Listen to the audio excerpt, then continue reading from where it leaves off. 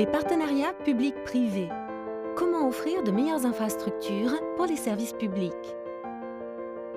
Le défi des infrastructures et le rôle du secteur privé. Je m'appelle Cecilia Briceno Garmendia. Je suis économiste principale à la Banque mondiale, spécialisée dans les infrastructures de services et leur financement. Nous traiterons aujourd'hui du déficit d'infrastructures et du rôle que peut jouer le secteur privé. Les problèmes d'accès aux infrastructures constituent une entrave majeure à la croissance économique et au développement humain. Songez un instant à la chute de productivité que connaîtrait le monde industrialisé si l'électricité venait à manquer pour une raison ou une autre, ou à l'impact qu'aurait l'absence d'eau potable ou l'usage de fourneaux à bois sur la santé et le flot de maladies graves que cela provoquerait.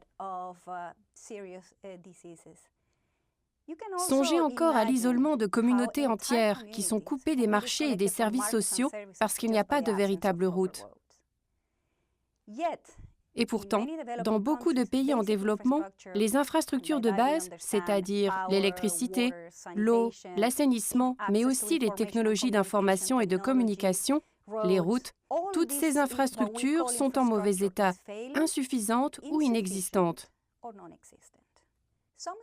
Les statistiques indiquent que dans les pays émergents et en développement, 2,6 milliards de personnes ont un accès irrégulier à l'électricité et 1,2 milliard en sont totalement privés. Près de 663 millions d'individus n'ont pas accès à des sources d'eau traitées et 2,4 milliards manquent d'équipements sanitaires de base. Environ 1,5 milliard de personnes n'ont pas de réseau téléphonique fiable et 60% n'ont pas accès à l'Internet. Un tiers de la population rurale n'a pas accès à une route praticable toute l'année. En cas de pluie, par exemple, elle se retrouve donc coupée des autres villes et des centres économiques. Que nous disent ces chiffres du point de vue des défis du développement? Prenons l'exemple du secteur de l'électricité en Afrique. Pour vous donner un ordre de grandeur, les 48 pays d'Afrique subsaharienne et leurs 800 millions d'habitants produisent la même quantité d'électricité que l'Espagne, avec ses 45 millions d'habitants.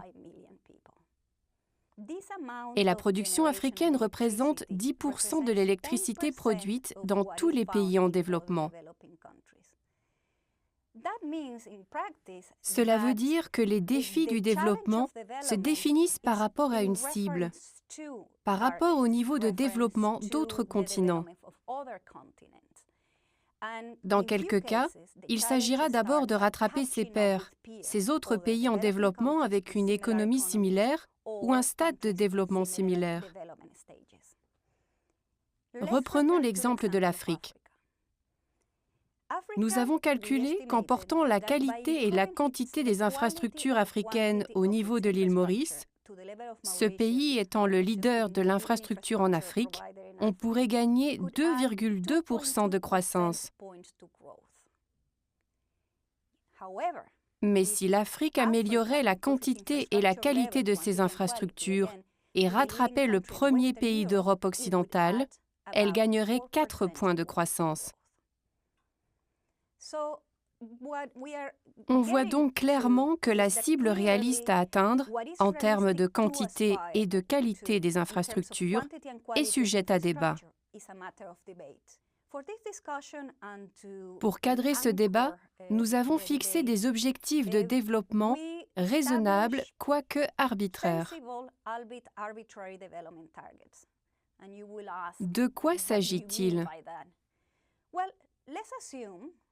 Supposons par exemple que nous ayons la possibilité sur une période de 10 ans de remettre en bon état de fonctionnement les infrastructures déjà en place et de bâtir de nouvelles installations afin de satisfaire la croissance économique et la demande qui ira avec pendant ces 10 ans, tout en visant des objectifs sociaux relativement limités tels que les cibles fixées par les objectifs de développement durable pour l'eau et l'assainissement. À vrai dire, ces objectifs ne sont pas très ambitieux. Et pourtant, il permettrait à l'Afrique subsaharienne ou à l'Asie du Sud de rattraper les autres régions en développement.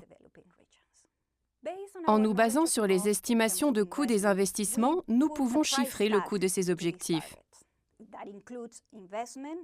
Ce coût inclut l'investissement, l'entretien et le fonctionnement de ces infrastructures et la capacité à les faire fonctionner. En Afrique, il s'élève en gros à 93 milliards de dollars par an pendant 10 ans. Et le montant de ses besoins en Afrique subsaharienne représente 10% de son PIB en termes d'investissement, auquel il faut ajouter au moins 5% du PIB pour l'entretien et le fonctionnement de ces équipements. Plaçons-nous maintenant à l'échelle des pays pour mesurer toute la difficulté de la situation et l'ampleur des efforts à consentir.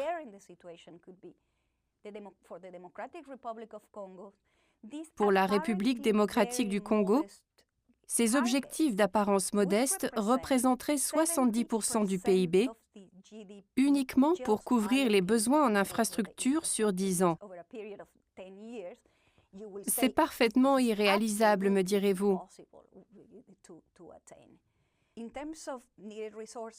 En termes de ressources nécessaires et de composition des dépenses, les besoins en infrastructures d'un continent ou d'un pays peuvent s'apparenter à un seau d'eau.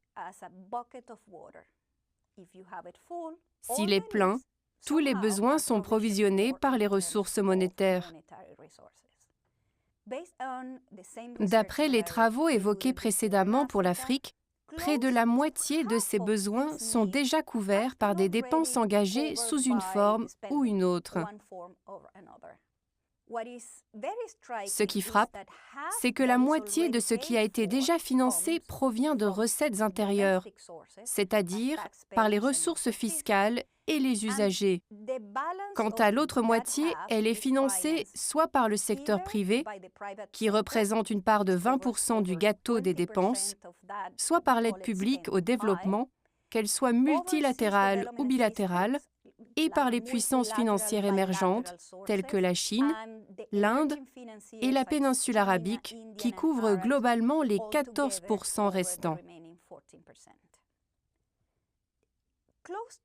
Près de 18%, oui, 18%, soit un cinquième des besoins d'infrastructures, sont dilapidés par inefficacité. L'enveloppe des dépenses englobe les fonds effectivement affectés aux besoins d'infrastructures. Cependant, en raison d'une inefficacité généralisée, le coût financier réel de la hausse de ces ressources est en fait bien plus important. Ce gaspillage entraîne un déficit d'efficience qui, s'il était résorbé, dégagerait des ressources supplémentaires qui sont en quelque sorte bloquées dans le système. Il faut donc impérativement remédier à ce déficit pour parvenir aux objectifs de développement. Sinon, à quoi bon remplir un seau percé de toutes parts? Ajoutons également que l'État doit prendre l'initiative en établissant un cadre pour le développement d'institutions robustes qui auront pour effet non seulement de favoriser l'efficience et l'efficacité, mais aussi de créer les conditions nécessaires pour attirer d'autres bailleurs de fonds, au nombre desquels figure le secteur privé.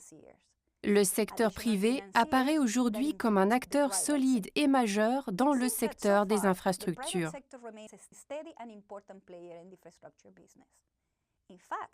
Les chiffres et les statistiques montrent que dans les pays à revenus intermédiaires et riches en ressources, le secteur privé est la principale source de financement extérieur. Il ne fait aucun doute que la participation du secteur privé et les partenariats qu'il noue avec le secteur public ne sont qu'une pièce du puzzle que constitue l'infrastructure. Mais son importance et son rôle potentiel ne doivent pas être sous-estimés.